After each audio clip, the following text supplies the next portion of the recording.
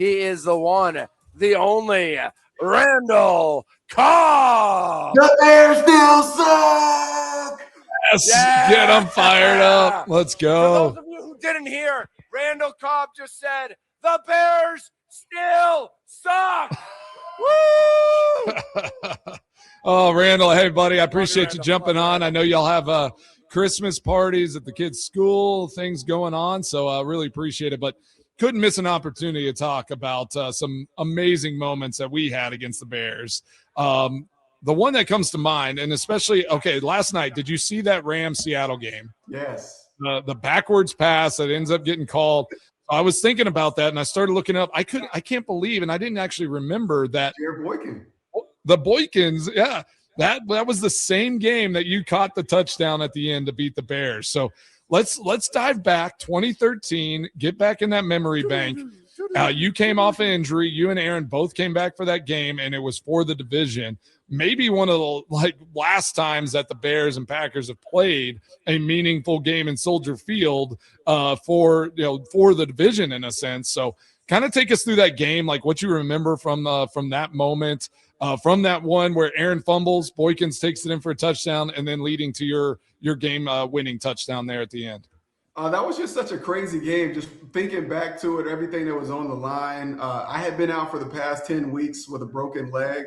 That happened in the Baltimore game. Aaron was coming back from injury as well. That was the same year that Jermichael Family broke his neck. Yeah, there was just so many things that happened through that season, and to get down to the end of the year to have an opportunity to get into the playoffs at Soldier Field. I mean, that's what you play the game for, is for those type of moments. And I just remember the atmosphere being crazy, and I expect that's what it's going to be this weekend. I mean, like you said, this is the first time the Bears have been good in a really long time and have something to play for. So what better way for it to have so much implications on the end of the season and have an opportunity to get into the playoffs.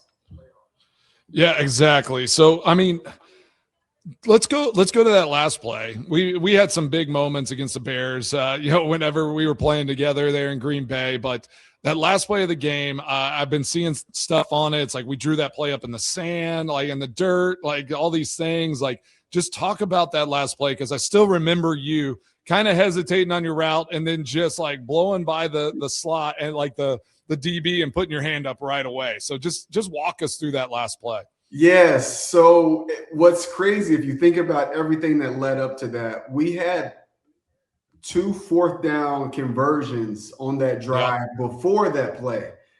It was just like one of those gutsy drives where we had to go all the way down the field and give ourselves an opportunity. And then on that play, I mean, when you look back and you watch just the way that it all played out, and if you hear from Kuhn's perspective and what he had to do to change, Aaron changed protections. Kuhn was trying to tell Aaron something, and then he ended up picking up Peppers on that play as he blitzed. Aaron was able to escape the pocket.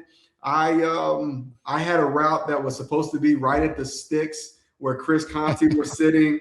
And like everything that happened in that moment, it's crazy to think that the play turned out the way that it did. But I just remember coming off the ball and knowing what my route was and seeing Chris Conte sit flat-footed right there and being like, I got to take it. Like, this is a moment right here. So as soon as you saw him kind of square and sit down, you were just like, oh, I'm going by him, right? Well, I knew it was blitz zero. I saw just the way that they had rotated, and I knew that it was blitz zero. And there was going to be nobody in the back end back there. There was going to be no safety back there. If I was able to get past him, I know no other routes was going where I was going to be headed if I was to continue on. So just keeping all that in mind as that play went on. And what's really funny is I ran into Chris Conte at a charity event back in March, and he brought that up, and we were talking. That was the first time we had a conversation about it. And no way. It was so interesting to hear from their perspective, what their mindset was and what forced them to change coverage on that play, because they actually made a coverage adjustment too right before the snap. Wow. So it was crazy just to hear it all play out. But yeah, that was one of those moments that I just can still see when I close my eyes. Oh, I think Mitch has something. Yep. Yeah. Randall, you weren't there yet in 2011 when the Packers and Bears played in the NFC Championship game. I believe. Were you there? Were you on He that? came in the next year. I was came in actually the in next year, Arizona training. I remember watching that at a bar. Yeah. So you weren't there, but obviously in the game you're talking about, big part of it. And the Packers have had this sustained element of success. When Aaron Rodgers was there, and now to Jordan Love. The Bears much more inconsistent, up, down. Years they went 3-13, years they went 10-6. What does it mean to this rivalry when both teams are good? This is what it's all about. This is I think the premier rivalry in the NFL, if not all the sports. When both of these teams are playing at this type of level, having a 9-4-1 record, a 10-4 record, playing a game that matters, that has some kind of implications on who has the better season at the end of the year, right? Getting into the playoffs and having a chance, giving yourself opportunity to go on for a Super Bowl. This is what it's all about, having these moments. And I honestly, when you look at Caleb Williams and the way that he's played and the way that he's transformed this season, I've been really surprised. Just him in the first year in Ben Jones' offense, being able to step in and lead them to where he is right now and giving them this opportunity.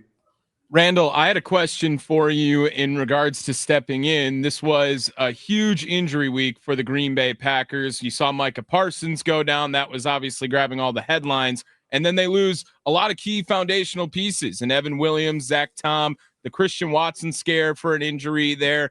How is it stepping in to make up for someone? We had a caller call in with this question. How is it stepping in for someone in the middle of a season as opposed to it maybe in the beginning parts of the year when you've kind of gotten this rhythm going with Christian Watson being at the number one wide receiver? And if someone now has to come in at the back end of the year and try to be the next man up when they haven't really had a lot of opportunity until this point this season.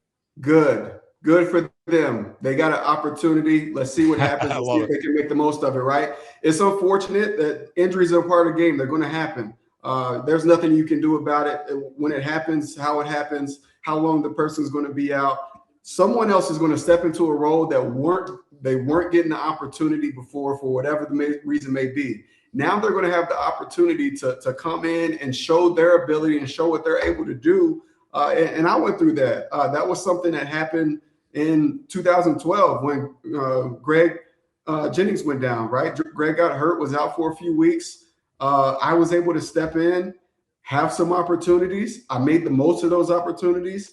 And at the end of the season, when Greg came back, they had to make a decision. Do we continue to roll with Randall, or do we find a way to, obviously get both of them on the field at the same time? And it gave me an opportunity to be able to show what I could do and have an opportunity to play a little bit more. So good for whoever that is going to step into those roles and be able to showcase what they can do and help this team find a way to win. I love that, man. Randall Cobb joining the Mason Crosby show.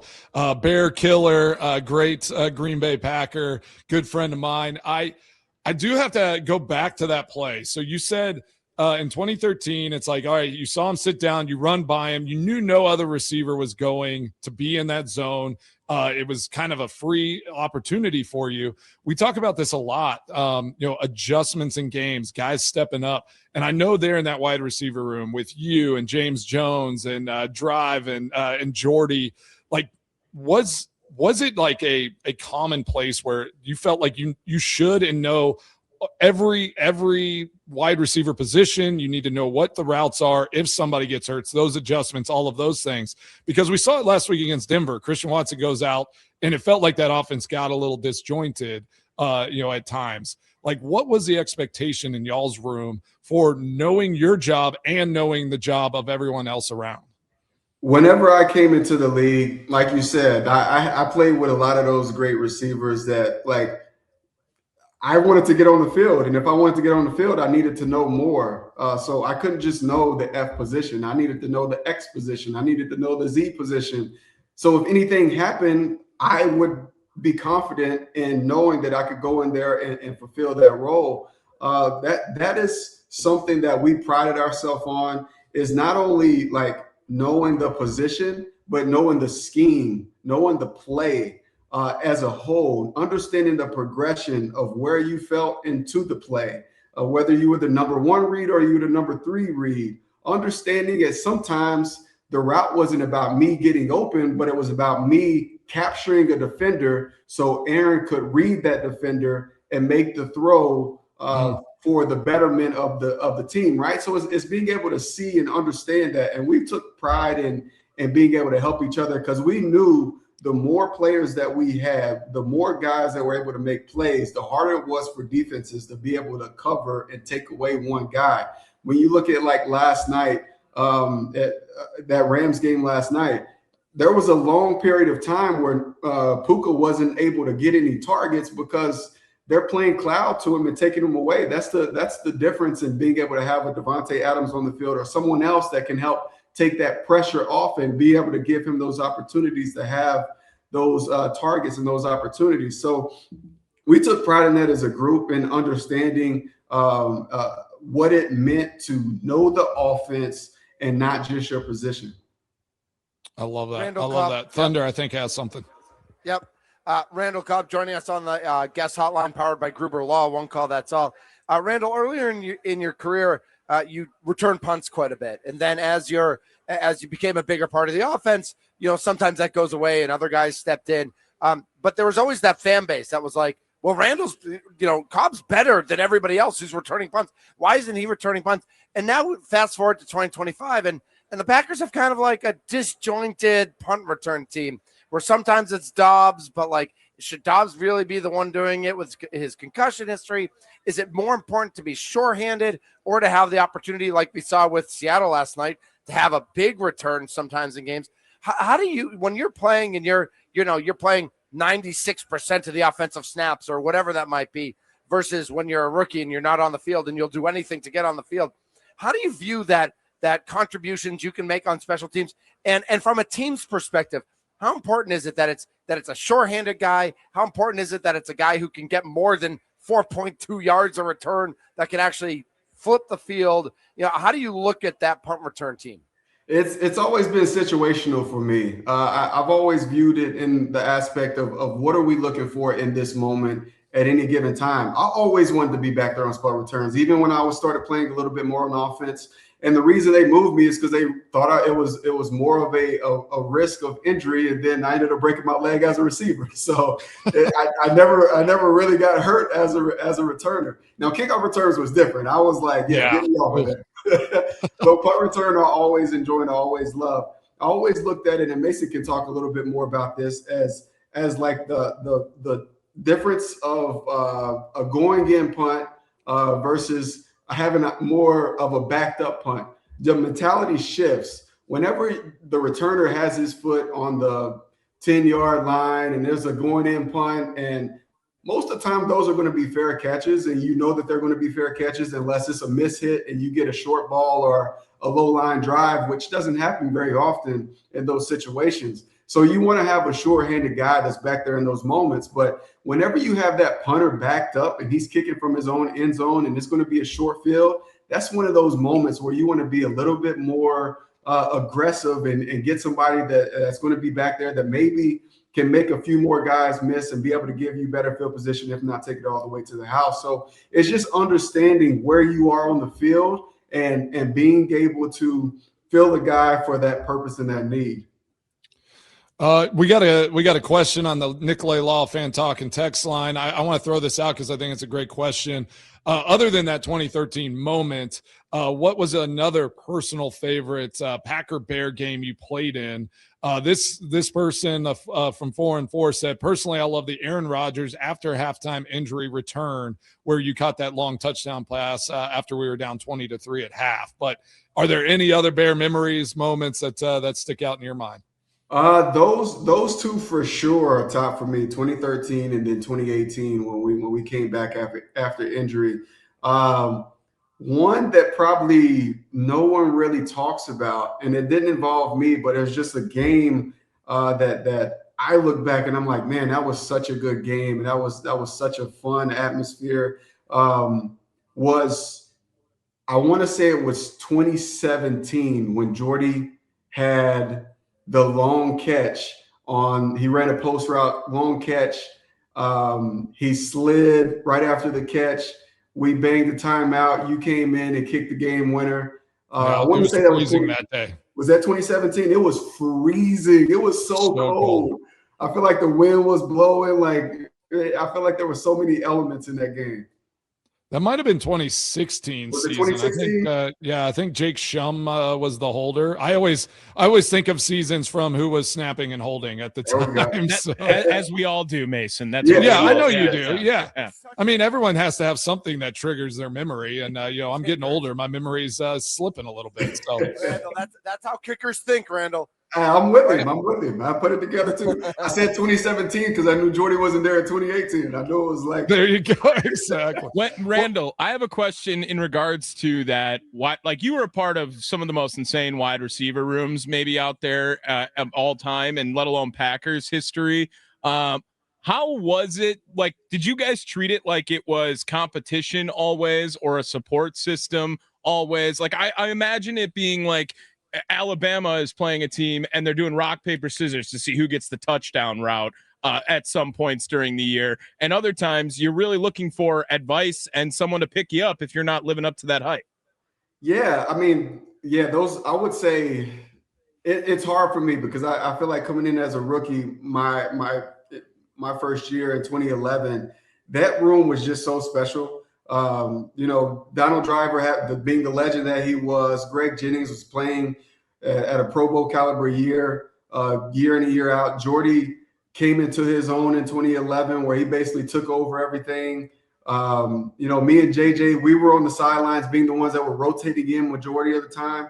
That was such a fun year. And then you look at 2014 when we drafted Tay, and Tay comes in and we see the flashes of what he is and who he is, but he was dealing with ankle injuries and dealing with a bunch of different things. And just to see his growth and development over those years, we had some really, really, really good times, really fun times and great groups. But I remember in 2011 we got in trouble by the league because we were like not betting, but we were holding each other to a standard. If you dropped the pass, then it was $100 gift card to everybody in the receiving room. So we ended up somehow that got out in the public, and the NFL wrote us a letter and told us that we weren't allowed to do that. Yeah, it was like that was the standard that was held. Like, and we would be watching the film after games like,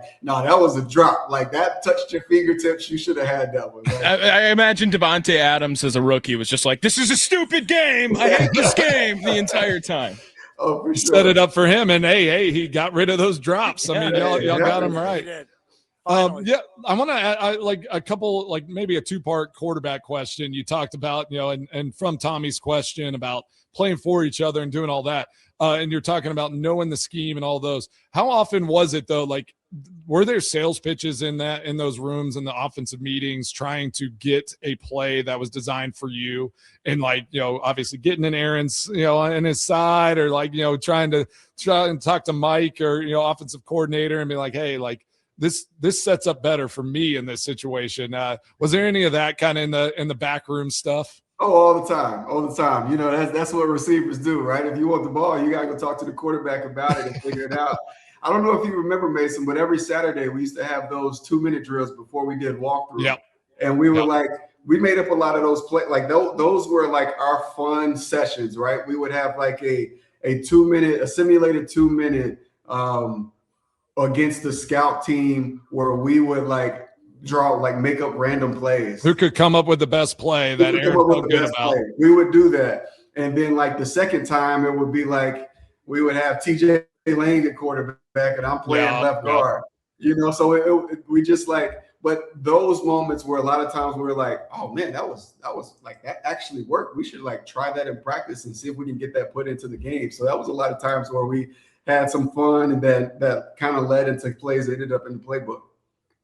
That's why 2-minute was always so exciting and fun, because that's what y'all made it. You made it entertaining and fun, and y'all were just out there playing, playing backyard ball and like finding ways to get open and create things. Last question before we let you go, Randall.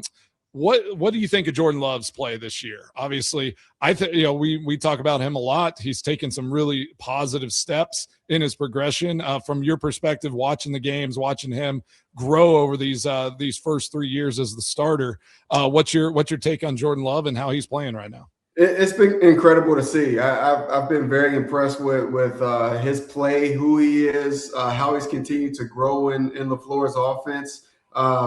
I've been impressed. Obviously there's some moments where I'm sure he would go back and watch film and say the same thing, that he wished would have been a little differently and that he would have handled it or made a different decision. But he's played really well, and especially here down the stretch, he knows what it takes in November, December football to put the team in position to give them an opportunity.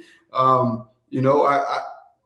think as Packer fans, like there's an expectation every week that our quarterback is going to perform at a certain level. And whenever it takes a little bit of a dip, even if it's for a week or two, like we start to question a lot of things. And I think that we need to be reminded of, like, we got things pretty good, and we got a pretty good guy back there that's throwing the ball, and he understands the system and he understands what he's trying to accomplish. And there's a lot of things that's happened this season. I mean, when you think about someone like Bo, right? Bo Melton's come in after being moved to corner and had to play receiver again.